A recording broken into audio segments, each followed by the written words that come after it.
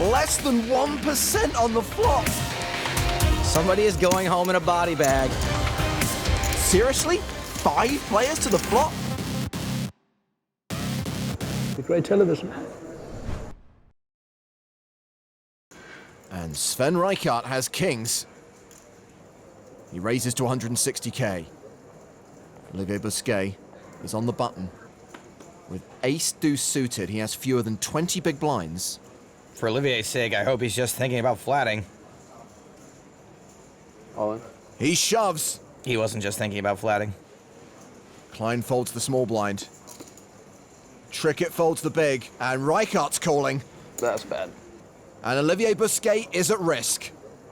Reichhardt's kings, a 68% favorite. Is Olivier Busquet going to finish 8th in a super high roller again? That would be brutal. Reichhardt almost flops him dead. More than almost. He's got less than 1%. 8-8, you win. Ace-ace. 8-8. 8-8. Or ace-ace. Oh boy. Busquet now has 2 outs. Great television. Is that what you would think? If it happened, you'd be like, well, at least it was good television? That'd be so sick. Sick doesn't cover it. Busquet needs another ace to survive. And it is another ace! So you're saying there's a chance? Unbelievable! Less than 1% on the flop. And runner to make a better full house. You're taking photos of this? I've never seen that. Yeah, obviously. They put the kings away.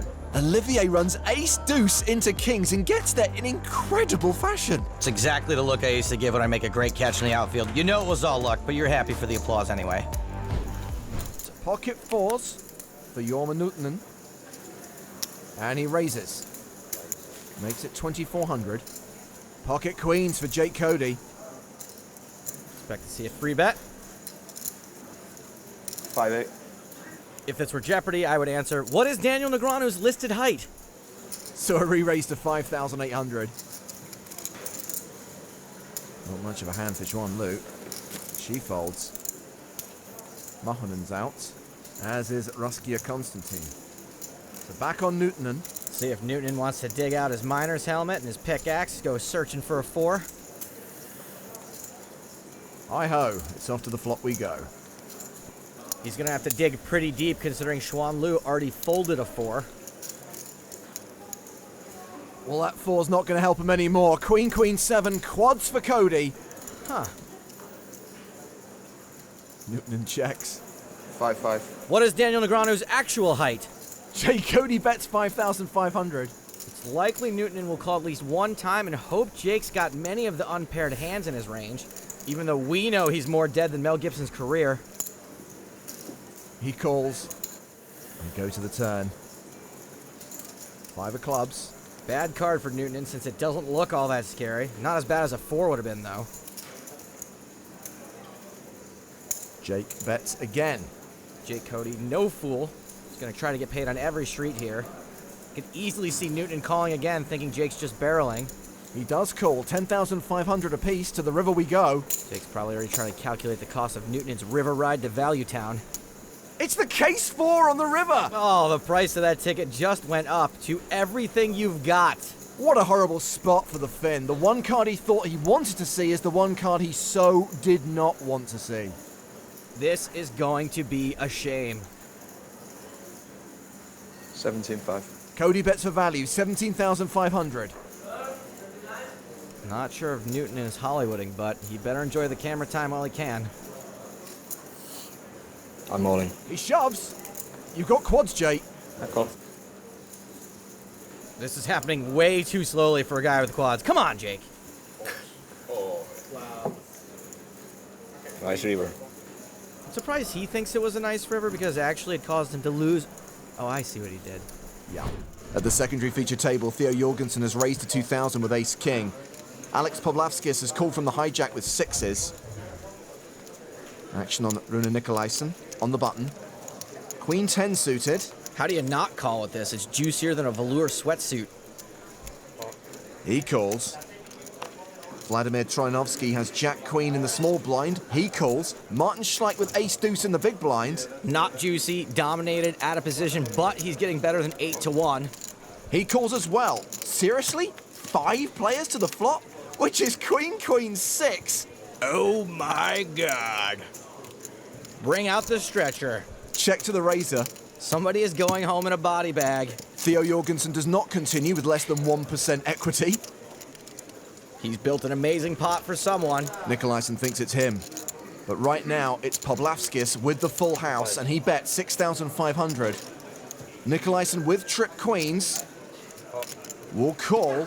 Troinovsky also with trip queens. With his stack, I think we're fairly likely to see a shove here. This is going to be a shame. 15. I think he means 15,000. He only has 13,000. He is all in. Schleich and Jorgensen fold. Pavlovskis is folding less often here than a guy who always wears wrinkled clothes. I don't know, he's never folding. All in. He reshoves. What does Nikolaisen do now? I think he should sometimes be able to find a fold here, but no. He calls, so Troinovsky and Nikolaisen both at risk and both way behind.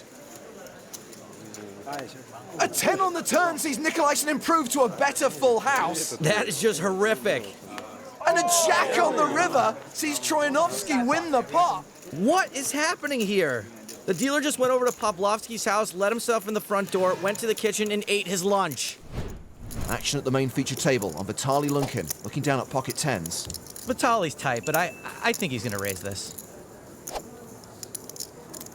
From mid-position, it's a min raise to 32,000. Mike McDonald will pass. Negreanu's out. Shandor Demian on the button. He's not going to play. Donnie Stern gives up the small blind. 7-8 suited for Phil Gruissem in the big blind. Pretty easy pre-flop spot. Phil knows he's probably not ahead of Lunkin's tightish range, but that means if he hits with this hand, he might be able to scoop a nice pot. He calls and pairs his 7, but it's top set for Lunkin. Okay, that was implied odds. Now let me tell you a little bit about reverse implied odds. That's all the money Phil's going to lose if he makes 2 pair or trips here. He checks to Lunkin, who continues for 35,000. It's a pretty small bet.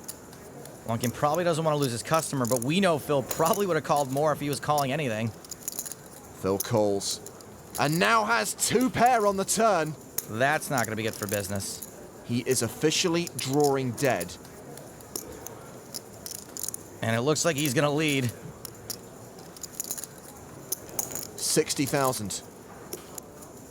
Some folks are going to raise here, and those folks are people you should make sure on the list for your home game. No need to raise here. Phil happens to have one of the few worst hands that can call and has no equity, but there aren't many. Lunkin just calls. We go to the river, which is another 7. Both players now with a full house. Suffice to say, Gruissem has the losing house. That card is a disaster for him. Almost no way he doesn't go broke here. Pardon the double negative. He leads a second time, 110,000. All in. And Lunkin shoves on him. And Gruissem hasn't snap called. Well, Phil finds himself in a similar position to Philip Sternheimer earlier on day 2, facing a huge bet from Lunkin with an incredibly strong hand, but because of Lunkin's rock-like image, he fears it's not the best hand. It's really not much more to call, but it's for his tournament life. That might be a slow roll. Just to inform you, okay? Just checking. I only lose to 10s and the 8s. 9-10 of clubs also pretty strong here.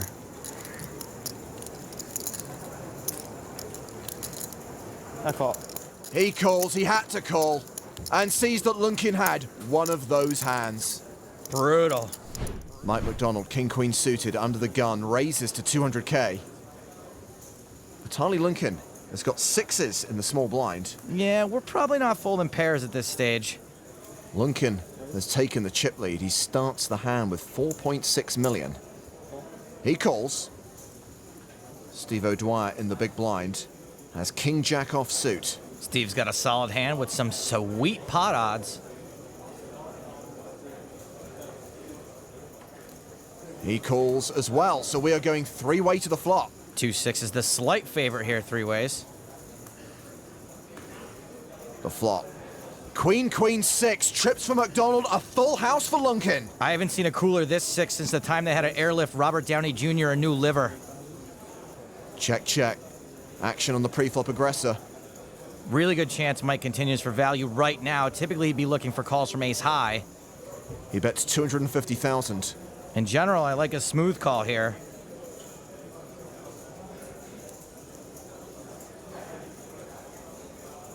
Well, this looks like a raise.